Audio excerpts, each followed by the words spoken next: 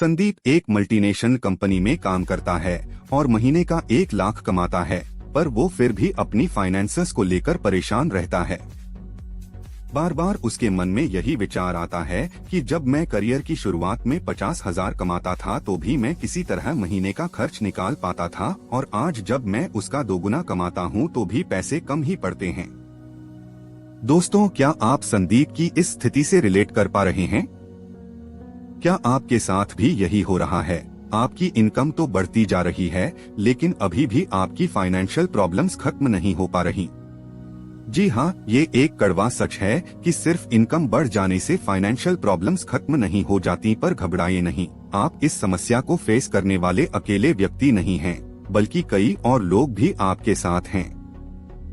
जी हाँ, अमेरिका में हाल ही में गोबैंकिंग्रेट्स द्वारा किए गए एक सर्वे में पता चला है कि लगभग आधे अमेरिकन पेचेक टू पेचेक जीते हैं। पेचेक टू पेचेक जीने का मतलब है कि आप हर महीने जितनी सैलरी पाते हैं वो सारी उसी महीने खत्म कर देते हैं और कोई भी बचत नहीं करते हैं। आइए आज इस वीडियो में हम 7 ऐसी बातों को जानते हैं जिनके कारण आप अच्छी इनकम के बावजूद अपने फाइनेंसेस को लेकर हमेशा परेशान रहते हैं। नंबर 1, आप फाइनेंशियल प्लानिंग नहीं करते। ज्यादातर लोग ये जरूरी काम नहीं करते हैं, खास तौर से अपने करियर के शुरुआती दिनों में, और इसीलिए वे अक्सर अपनी वित्तीय स्थिति को लेकर परेशान रहते हैं। नंबर 2, आप पहले खुद को पे नहीं करते। सैलरी आते ही आपको सबसे पहले अपनी 1 महीने की कड़ी मेहनत के लिए खुद को पे करना चाहिए। यानी आपको कुछ पैसे निकाल कर अलग रख देना चाहिए और बाकी के पैसों से खर्च चलाना चाहिए। फॉर एग्जाम्पल, जिस दिन आपकी सैलरी क्रेडिट होती है उसके 2 से 3 दिन बाद की डेट पे कोई सिप स्टार्ट कर सकते हैं और अपने हार्ड वर्क के लिए खुद को रिवॉर्ड कर सकते हैं। मैंने पाया है कि ऐसी कोई भी सेविंग अरेंजमेंट करना जिसमें पैसे ऑटोमेटिकली आपके अकाउंट से कट जाते हों सही रहता है।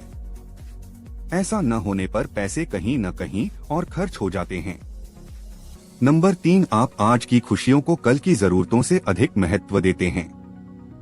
आप 5,000 रुपए की सेविंग करने के बजाय 15,000 का नया मोबाइल लेने में यकीन रखते हैं, वो भी तब जबकि आपका पुराना मोबाइल बिल्कुल सही हो। लिविंग इन द मोमेंट की फिलॉसफी तभी भाती है जब finances for the future intact हो। पर आप पहले पार्ट में ही यकीन रखते हो और दूसरे को भूल जाते हो। ऐसा ना करें, इन दोनों के बीच बैलेंस बनाना बहुत जरूरी है। ऐसा करना आपको बहुत सी फाइनेंशियल स्ट्रेस से बचा सकता है।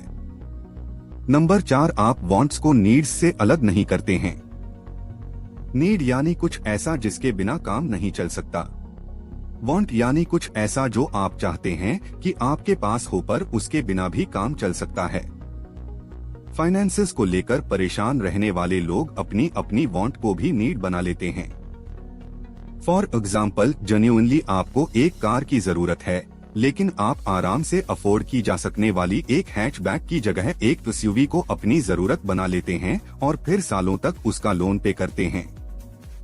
कभी भी सिर्फ शो ऑफ के लिए कोई चीज ना लें। ऐसा करना आपको कुछ दिन की खुशियां तो दे सकता है, पर लॉन्ग टर्म में वो आपके लिए प्रॉब्लम्स ही खड़ी करेगा। नंबर 5, आप स्पेंडहॉलिक हैं। आप फाइनेंशियली इसलिए परेशान रहते हैं क्योंकि आपको खर्च करने में मजा आता है। आपके घर के हर कोने में कोई न कोई ऐसी चीज पड़ी है जो इम्पल्स बाइंग का नतीजा है। आपकी वार्डरोब में ऐसे कपड़ों की भरमार है जिन्हें आपने मुश्किल से 1-2 बार ही पहना है। आपके ड्रॉअर में ऐसे मोबाइल फोन्स पड़े हुए हैं जिनको आपने साल भर भी यूज नहीं किया। आपको बाहर खाने पीने में इतना मजा आता है कि हफ्ते में 2 बार बाहर ही खाते हैं या ऑर्डर करके घर पे मंगा लेते हैं।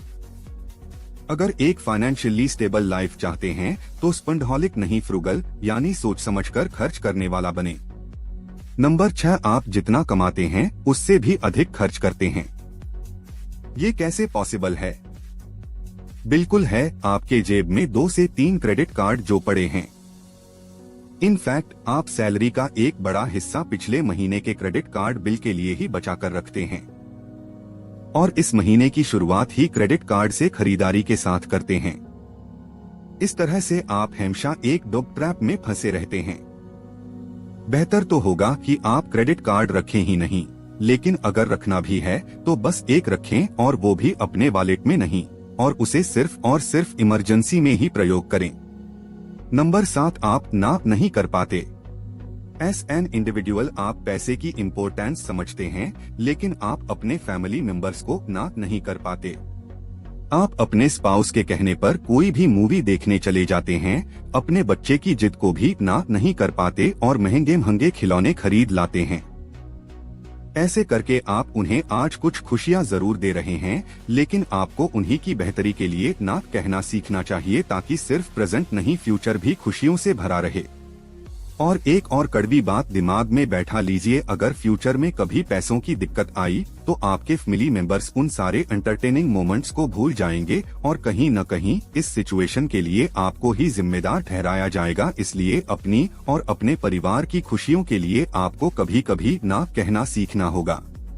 अधिक पैसे कमाना नहीं, अपनों पैसों को सही से मैनेज करना ही फाइनेंशियल प्रॉब्लम का सलूशन है। और अगर आप अभी तक ऐसा नहीं कर रहे थे तो कोई बात नहीं, past can not be changed, लेकिन फ्यूचर को हमेशा बेहतर बनाया जा सकता है। और फ्यूचर फाइनेंशियली साउंड बनाने के लिए एक चीज जिसे मैं बहुत अधिक एम्फसाइज करता हूँ वो है म्यूचुअल फंड्स।